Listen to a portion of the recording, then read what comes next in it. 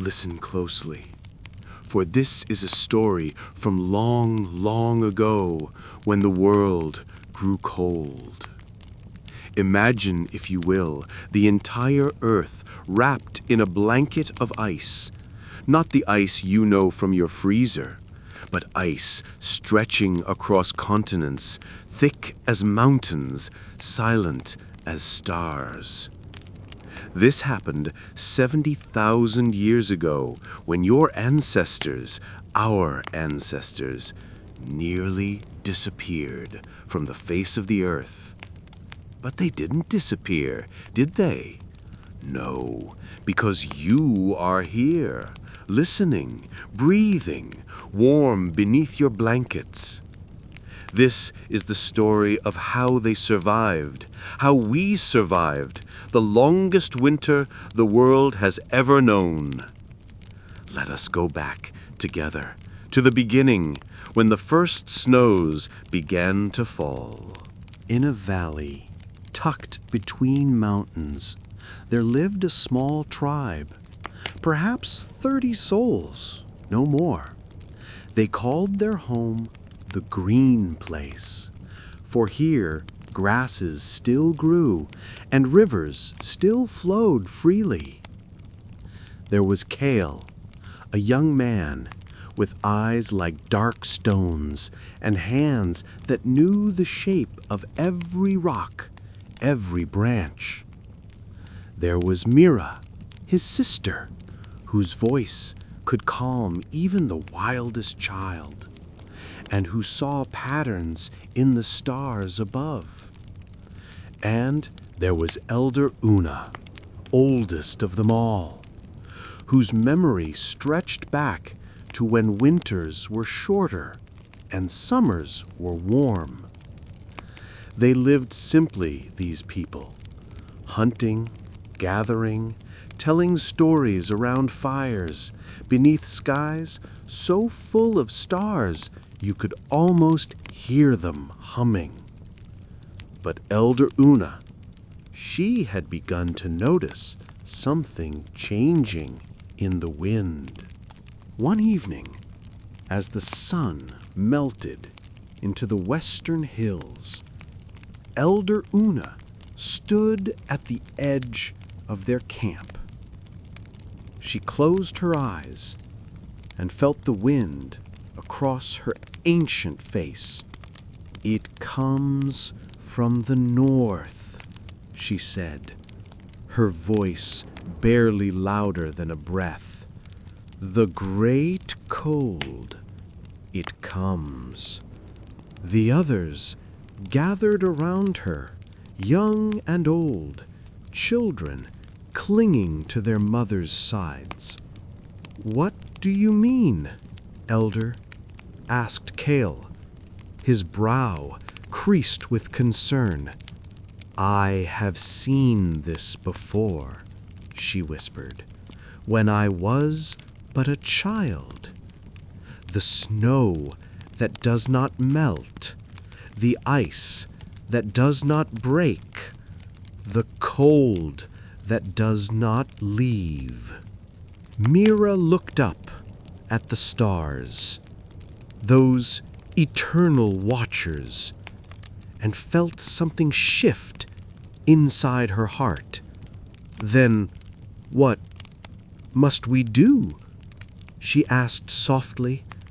Elder Una opened her eyes, and in them danced both fear and hope. "We must walk," she said. "We must walk toward the sun." And so the tribe began to prepare for a journey none of them could truly imagine. They gathered everything they could carry: dried meats wrapped in hide, baskets woven from grass, tools of stone carefully shaped by patient hands. Kale made spears, sharpening each point with slow, deliberate strokes, the sound rhythmic, soothing, like a heartbeat. Mira collected seeds from every plant she knew, pressing them gently into small leather pouches, treasures for a future she hoped would come. The children helped too, their small hands carrying water skins, their voices asking questions that had no answers yet. Where will we go? How long will we walk? Will we ever come back? Elder Ona simply smiled, a smile both sad and certain. We go where the cold cannot follow, she said softly. We walk until our feet find home. That night, the tribe gathered one last time around their fire, in the place they had always known as home. The flames crackled gently, sending sparks floating upward like tiny stars joining their brothers in the sky above. Someone began to sing an old song about the first fire, about the first humans who walked beneath the sun. Others joined in, their voices weaving together like threads in a tapestry of sound. The children grew sleepy, curled against their parents, breathing softly, their small faces peaceful in the firelight. Kale looked around at every face illuminated by the dancing flames and felt something deep and fierce rise within him. We will protect each other, he said quietly. Whatever comes, we face it together. Mira gazed up at the stars, at the great river of light that spilled across the darkness. The stars will guide us, she whispered. They always have. And Elder Una simply closed her eyes and listened to the wind, already growing colder, already carrying the scent of snow. When the sun rose, pale and distant, the tribe began to walk. They moved slowly in a long line, like geese crossing the sky, each person carrying what they could, each step taking them farther from everything they had known. The children walked between the adults, protected, held by hands both strong and gentle. Elder Una led the way, her old legs surprisingly steady, her eyes fixed on the southern horizon where the sun hung low and golden. Behind her, Kale and Mira walked side by side, brother and sister, guardians of their people. The morning was still beautiful, the grass still green beneath their feet, but in the distance they could see it, white line on the northern horizon, growing day by day. Ice. Don't look back, Elder Una called softly. The path is forward, always forward. And so they walked, one foot before the other, breathing together, a tribe becoming something more. Survivors.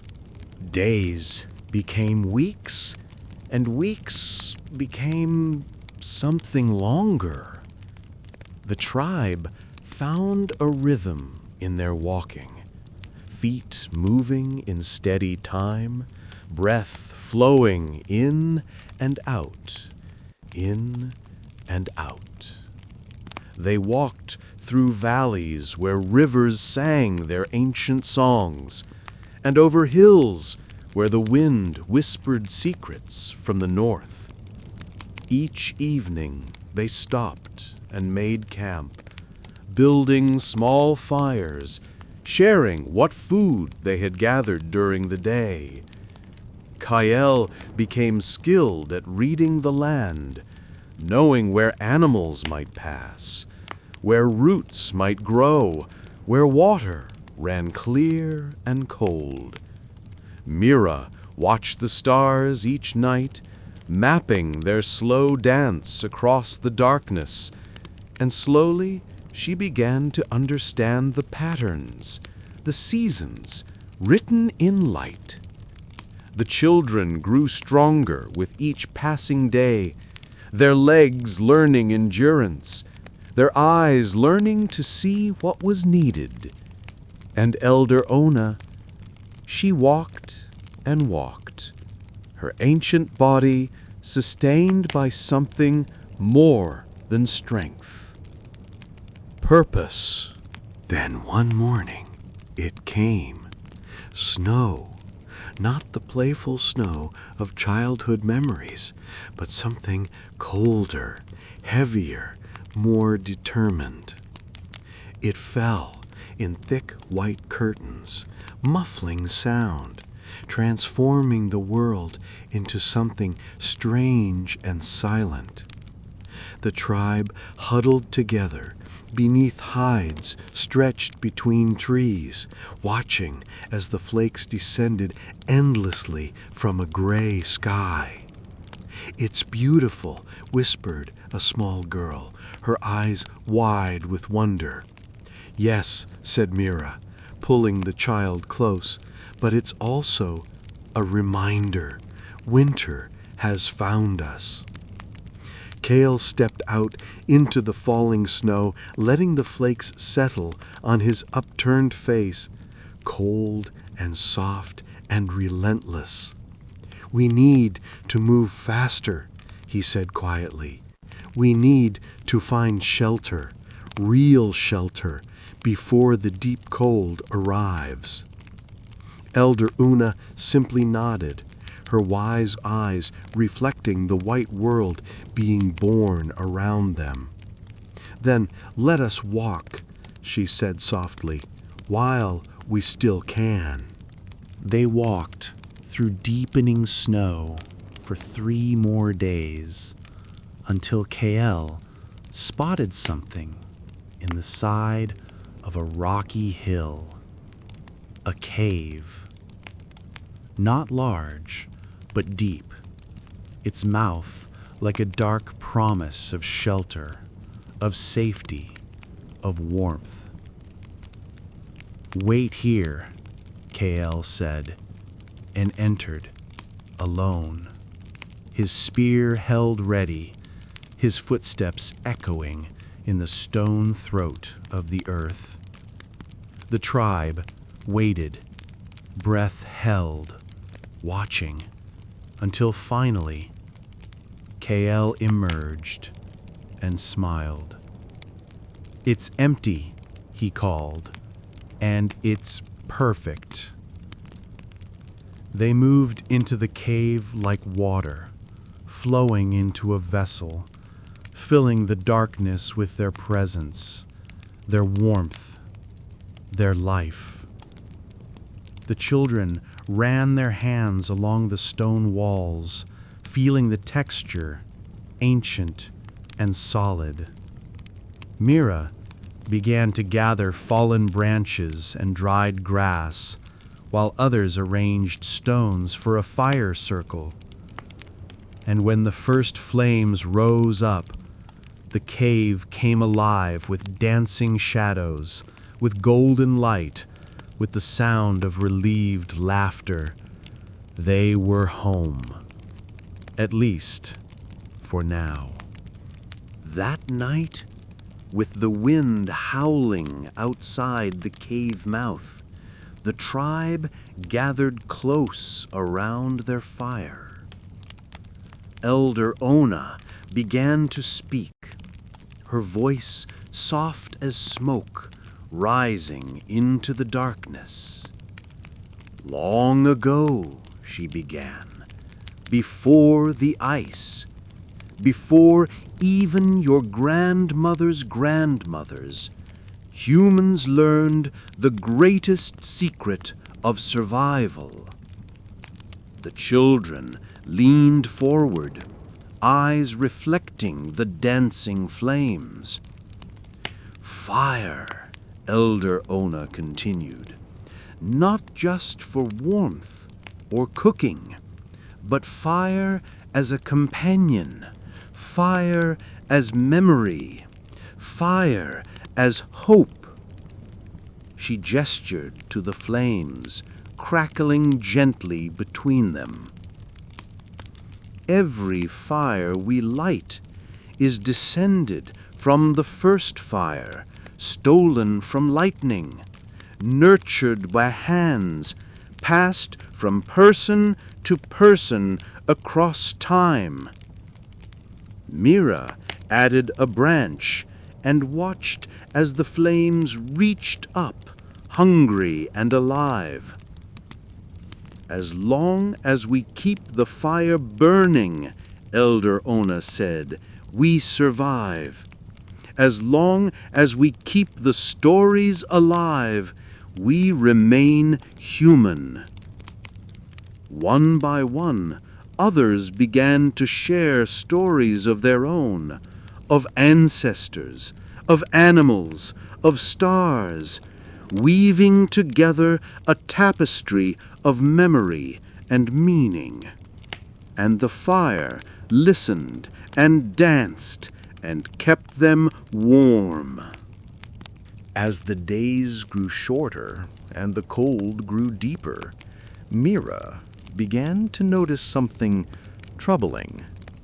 The children were forgetting the green valley, forgetting the feel of warm grass beneath their feet, forgetting what it was like to not be always cold.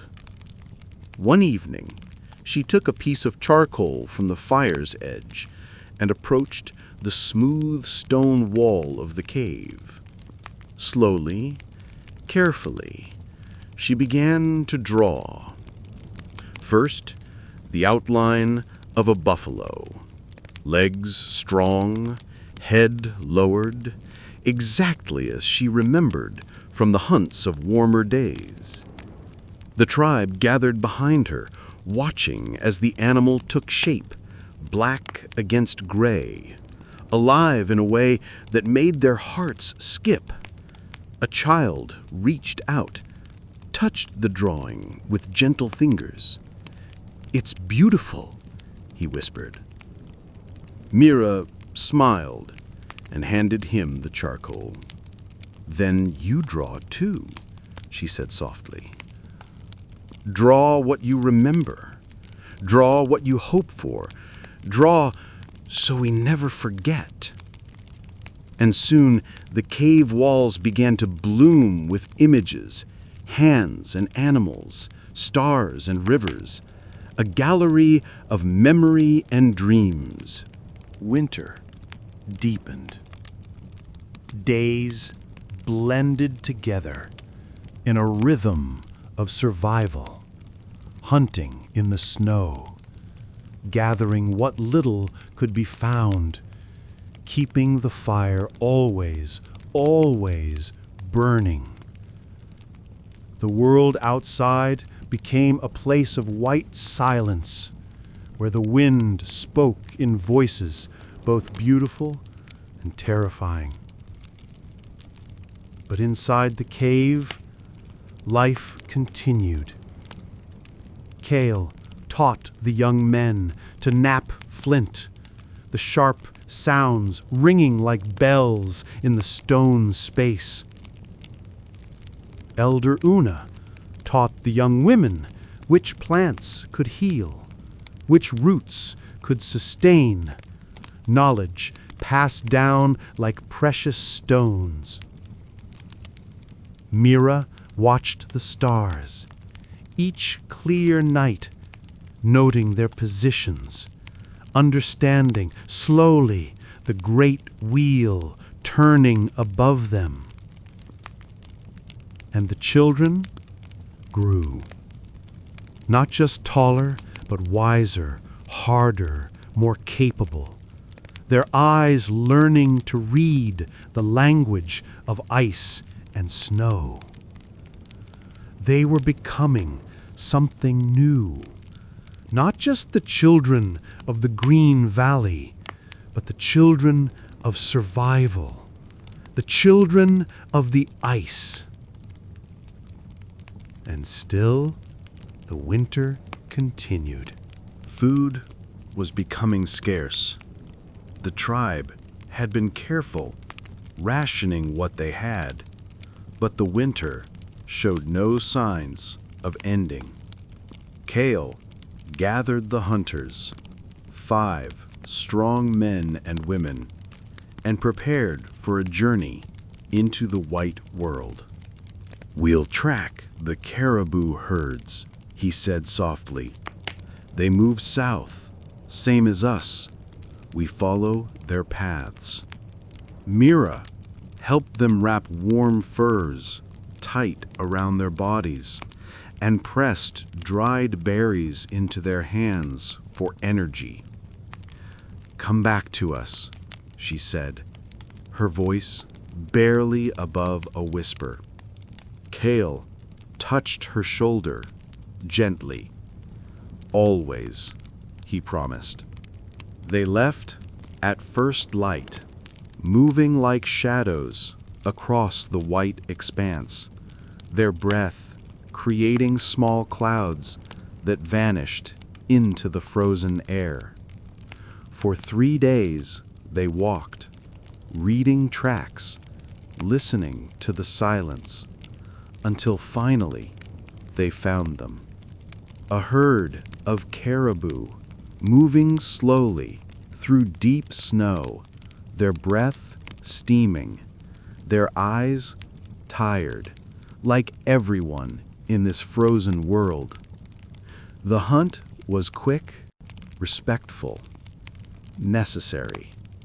They thanked the animal that gave its life and began the long walk back home. When the hunters returned, the cave erupted with joy. Not loud joy, but deep joy, the kind that comes from relief, from gratitude, from life continuing. The meat was prepared with care, some cooked immediately over the fire, the smell rich and nourishing, filling the cave with hope. Some was dried carefully for the days ahead, provision for the future, always thinking, always planning. That night, they feasted, and someone began to sing, a song of thanks for the caribou, for the hunters, for the fire, for each other.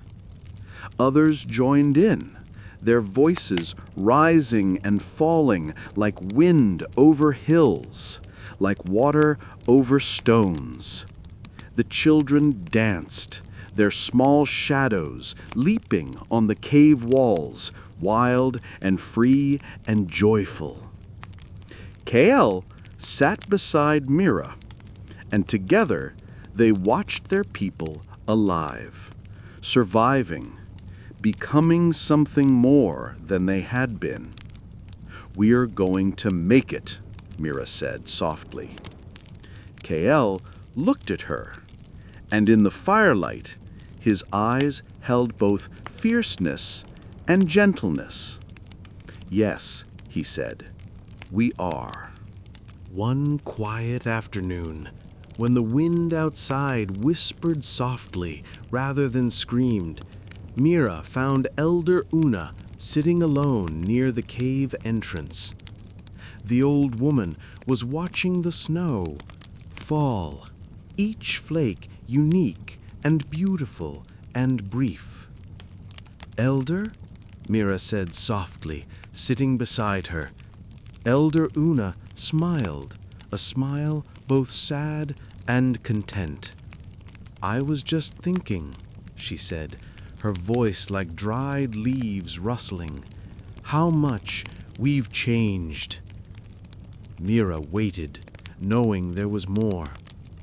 "When I was young," Elder Una continued, "we feared change. We wanted everything to stay the same, comfortable, known." She gestured to the white world beyond. But change came anyway. The ice came anyway. And we had a choice: perish or transform. Mira felt tears warm on her cold cheeks. "How do you stay so strong?" she whispered. Elder Una reached out and took Mira's hand, her fingers like dry twigs, but warm, so warm. "Because I remember," she said softly. "I remember what we were, and I can see what we're becoming. Stronger, wiser, more connected. The ice, it took our home, but it gave us each other." As the weeks turned into months, the children needed to learn not just survival, but meaning. One day, Kale gathered them into a circle by the fire. "I want to teach you," he said softly, "about courage." The children sat still, their eyes wide and attentive. "Courage," Kale continued, "is not the absence of fear. Do you know, I am afraid every day." The children looked surprised. "You?" said a small boy. "But you're the bravest." "I'm afraid the food will run out. I'm afraid I won't protect you well enough. I'm afraid the cold will win." He looked at each small face. But courage is when you feel that fear and you still get up. You still walk forward. You still take care of each other. A little girl raised her hand. "Is that what we're doing now?" she asked softly. Kale nodded, his throat suddenly tight. "Yes," he whispered, "every day, every step. You are all so brave." The children looked at each other, and something shifted in their eyes. They were no longer just children. They were survivors. One clear night, when the stars burned like ice chips in the black sky, Mira made a discovery. She had been watching, charting, learning the patterns for months now, and suddenly she understood. The stars moved in circles, great slow circles that marked the passage of seasons. And if she could read those circles, she could predict when the worst of the cold would pass. Excited, she rushed back to the cave and found Elder Una by the fire. "I can see it," Mira said, her voice trembling with discovery. "The stars, they tell us winter won't last forever." Elder Una looked up, her ancient eyes reflecting the flames. "How long?" she asked softly. Mira closed her eyes, picturing the patterns, feeling the rhythm of the cosmos. "2 more moons," she said, "maybe 3. Then the sun will strengthen, the ice will retreat, we'll see green again." Elder Una smiled, a smile of profound relief. Then we will survive, she whispered. We will see the spring. And in that moment, whisper became more than a feeling. It became knowledge. And Mira was right. Slowly, so slowly, the days began to stretch just a little longer. The sun, though still pale, climbed just a little higher in the southern sky. And then, one morning, a child came running into the cave, his voice trembling with wonder. "Water!" he cried. "Running water!" The tribe rushed out, and there, at the base of a sun-warmed rock, a tiny stream, no wider than a finger, trickled and sang. The first melt. Some touched the water gently, reverently, as if it were sacred. Perhaps it was. Others simply stood, faces turned toward the sun, feeling, for the first time in so long, warmth. Not much, but enough. Enough to know they had survived. Elder Ona knelt slowly and placed her hand in the tiny stream, the water cold but not frozen, alive like them. "Spring," she whispered. "We made it to spring." And tears of joy and relief ran down her weathered cheeks. As the melt continued, the tribe knew it was time to move again. They had survived the deepest cold, but they could not stay in the cave forever. They needed to find a permanent home, somewhere the ice would never reach, somewhere they could grow and thrive. The morning they prepared to leave, Mira walked back into the cave one last time. She ran her fingers over the drawings on the walls, the animals, the handprints, the stars, all the memories captured in charcoal and ochre. "We're leaving our story here," she said softly to Cale, who had followed her. "Yes," he said, "but we take it in our hearts, in our minds. This cave will remember us, and we will remember it." Together, they walked into the light. The tribe moved south, stronger now, wiser, carrying children who had never known anything but survival and hope. They walked through melting snow, past budding trees, toward a horizon that promised green valleys, running water, and life. The Ice Age continued for thousands of years more, but this tribe, these people, they found their place. They survived. After weeks of walking through a world slowly waking from winter's grip, they found it. A valley sheltered by hills where a river ran clear and strong, where grass grew thick and green, where the air smelled of growing things. A place not unlike the green valley they had left so long ago, but different somehow, because they were different. They made camp that first night beneath a sky so clear, so full of stars that it seemed the heavens were celebrating with them.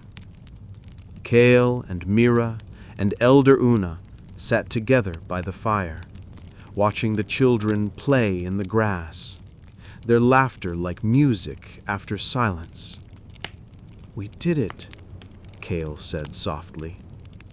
"We did," Mira agreed, her hand finding his. Elder Una looked at them both, her eyes tired but content, at peace. You did it, she corrected gently. You and all the others. The courage, the love, the determination.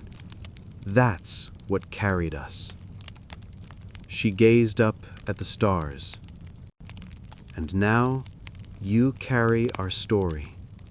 Tell your children, tell their children, tell them how humanity survived the Ice Age. Tell them it was because we never gave up on each other.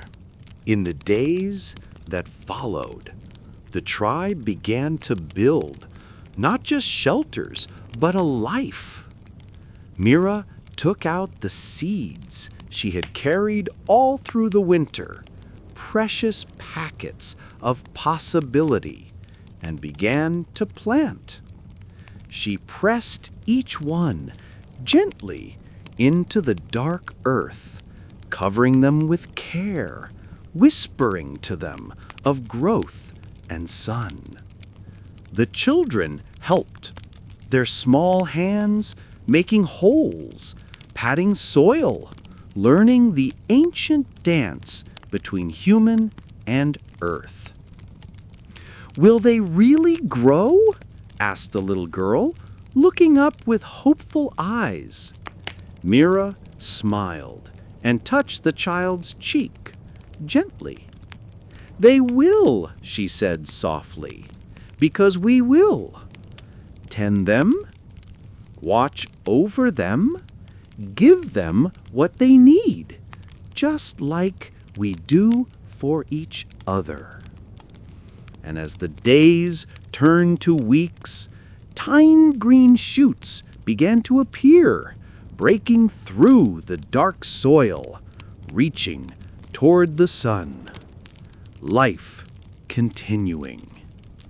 The tribe celebrated each sprout, each leaf, each sign that they were not just surviving anymore. They were beginning to thrive. Each evening, as the sun set behind the western hills, Kale walked the perimeter of their settlement. Not because he expected danger, but because protection had become part of who he was. This evening, Mira joined him, walking quietly beside her brother, breathing the cool evening air. "You don't have to do this every night," she said gently. "We're safe now."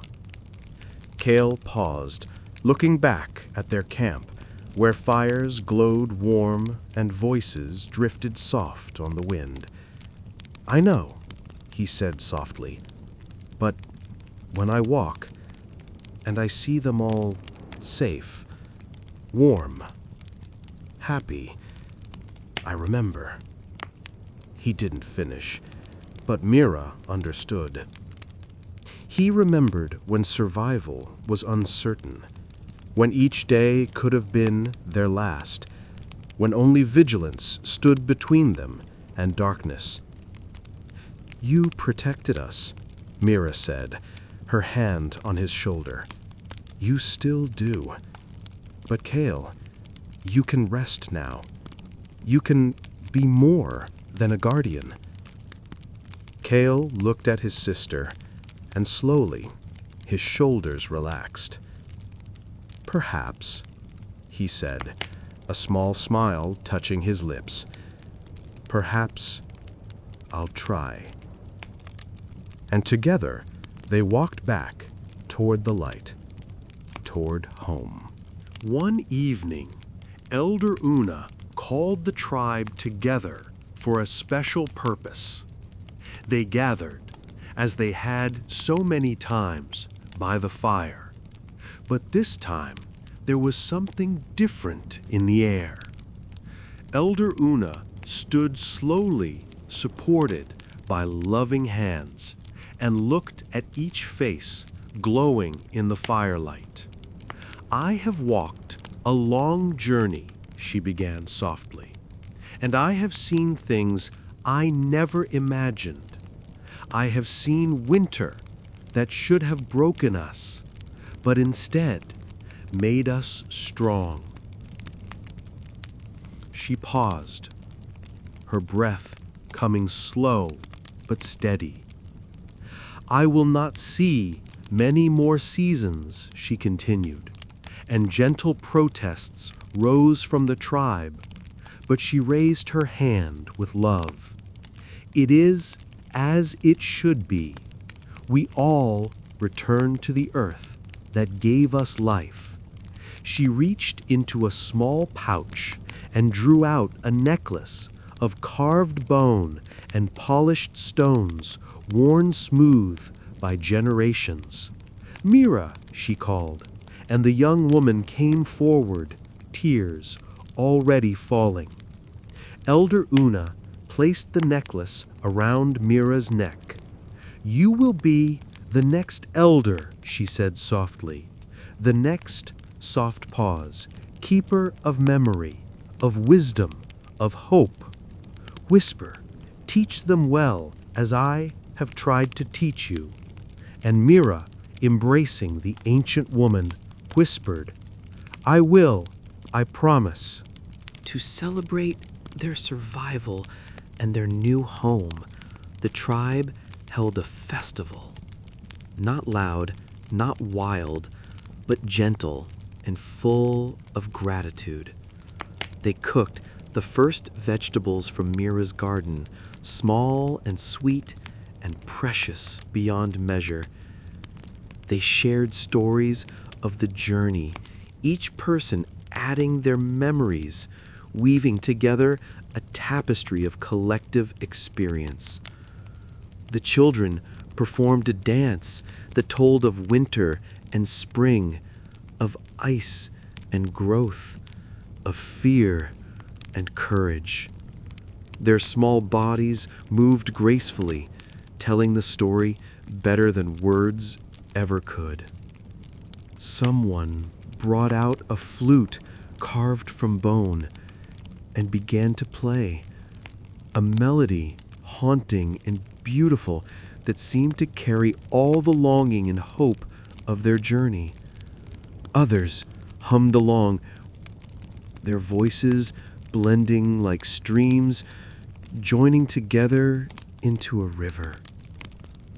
And as the stars emerged one by one in the darkening sky, Cadell looked around at his tribe, his family, his people, and felt something he hadn't felt in so long. Peace. Complete and total peace. As the seasons turned, life continued its rhythm in the valley. Babies were born, their cries strong and healthy, proof that the tribe would continue. Elders, including one day Elder Una herself, passed peacefully, returning to the earth beneath the trees they had come to love. Gardens grew and were harvested and planted again, the cycle endless and reassuring. Kael taught the young hunters not just how to track and hunt, but why.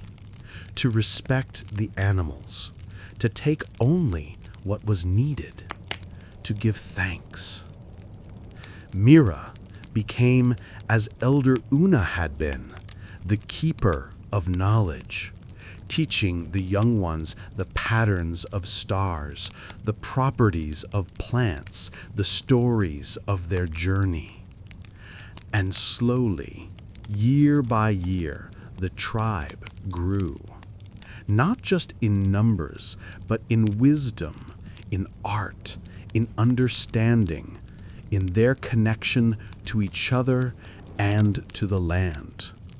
They became the ancestors of countless generations that would follow. They became the ones who survived. Many years later, when Mira herself had become truly old, She sat with her grandchildren by the fire. "Tell us the story, grandmother," they begged, as children always do, loving to hear tales told again and again. Mira smiled, her face lined but beautiful with age. "Very well," she said softly. "Once, long ago, the world grew cold." And she told them everything: the green valley, the journey, the cave, the snow, the hunger, the hope. She told them of Kael's courage, of Elder Una's wisdom, of the children who became their parents. The grandchildren listened, eyes wide, as if hearing for the first time, though they'd heard it 100 times before. "Were you scared, grandmother?" asked the smallest child. Mira looked into the fire, remembering. "Yes," she said honestly, "very scared, but we had each other. And that made all the difference." She pulled the children closer. "Remember this," she said gently. "No winter lasts forever. No challenge is too great when you face it together." Sometimes Mira would walk to a quiet place on the hillside and look toward the north. Somewhere far beyond the mountains lay the cave where they had survived that terrible winter. She wondered if the drawings were still there, the handprints, the animals, the stars, frozen in charcoal on those ancient walls. She liked to think that they were, that someday, perhaps, other humans would find them and wonder who had made them and why. And maybe they would understand that these marks were not just art. They were proof. Proof that humans had been there, had survived, had hoped, had loved, had refused to surrender to the cold. Proof that even in the darkest times, humanity's light still burned. Mira closed her eyes and sent a silent thought across time and distance to that cave. "Thank you," she whispered to the walls that had sheltered them. "Thank you for keeping us safe." And in her heart, she felt that somehow the cave heard her. The tribe that survived the Ice Age became many tribes. They spread across the warming world, carrying with them the lessons they had learned, the strength they had found, the love they had shared. They became farmers, artists, builders, dreamers, teachers, explorers. They domesticated animals to help them. They learned to shape metal. They built cities that reached toward the sky. But always, always, in their deepest stories, in their oldest songs, in their most sacred teachings, they remembered. They remembered the ice. They remembered the cold. They remembered how close they came to vanishing completely. And they remembered what saved them. Not individual strength, but collective care. Not isolation, but connection. Not competition, but cooperation. The Ice Age taught humanity its most important lesson. We survive together or not at all. And that lesson echoes through every generation, including yours. And now, dear listener, you know the story. You know how humanity survived the Ice Age. Not through luck, not through individual heroism, but through countless small acts of courage and kindness. Through sharing food when it was scarce. Through protecting children even when afraid.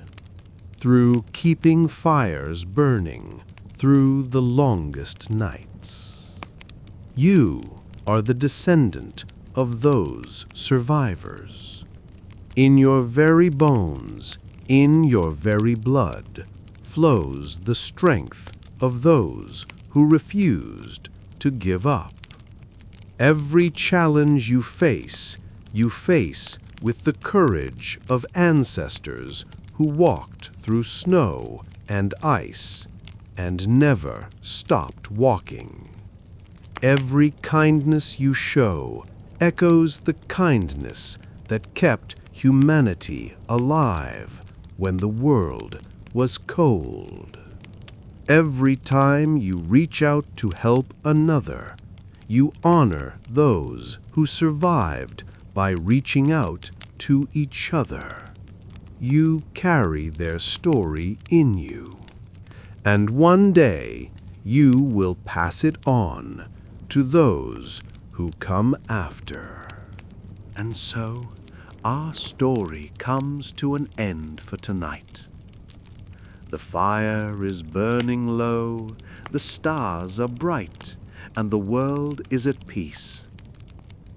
Somewhere, far in the north, snow falls softly on an ancient cave where drawings still dance on stone walls, waiting to tell their story to someone who finds them. Somewhere in a valley, wind whispers through grass that grows where a brave tribe once planted their first seeds. And somewhere, perhaps the spirit of Elder Una and Kale and Mira watches over all of us, their children's children's children, proud of how far we've come. So sleep now, little survivor. You carry greatness in your heart. You carry courage in your bones. You carry hope in your very breath. Sleep and dream of green valleys and clear rivers and skies full of stars. Dream of the warmth of fires kept burning through the longest nights. And know that no matter what challenges tomorrow brings, you are descended from those who survived the Ice Age. You are never alone. Good night, little survivor. Good night.